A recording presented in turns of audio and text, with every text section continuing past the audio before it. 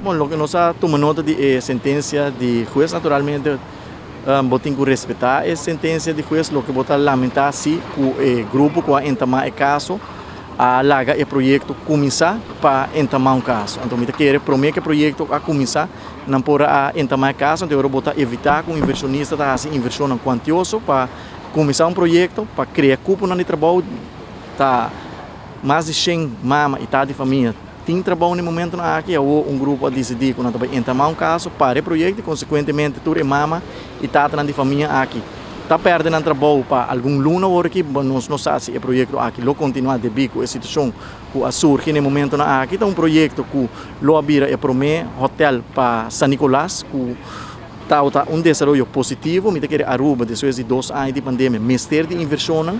grupo que a comprometer-se mesmo para fazer inversão na Aruba, agora aqui está perjudicar para 6 habitantes que nunca miram projeto hoteleiro e nós está lamentar o timing, especialmente, para sua maneira mabisa. E caso por agora, então, a promessa passou nota projeto novo, projeto que tem algum ano acaba com o acordo anunciar e te promete que o projeto a começar não por lo por então caso e visa que não está contra o projeto, então agora o juiz não será determinar se o projeto tem direito para seguir, se ou não, mas o que bota mira que o projeto a continuar, o projeto a seguir e em plena construção,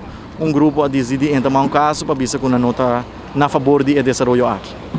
Frustra pulvo visão para o qual está o desenvolvimento de San Nicolás de uma maneira ou outra? É frustrante para sobre o país Aruba, não somente San Nicolás, o país Aruba é de inversão. Nós precisamos de inversão para criar cupo no trabalho, para spin-off econômico, para criar entrada para o governo mesmo de sua parte, a começar a ter master plan para San Nicolás, tendo em conta que o hotel, que o lobbying no futuro, nós começar a fazer de Baby Beach, nós estamos em pleno negociação agora aqui para começar a fazer 2, nós também upgrade a área de Baby Beach, nós acaba de invertir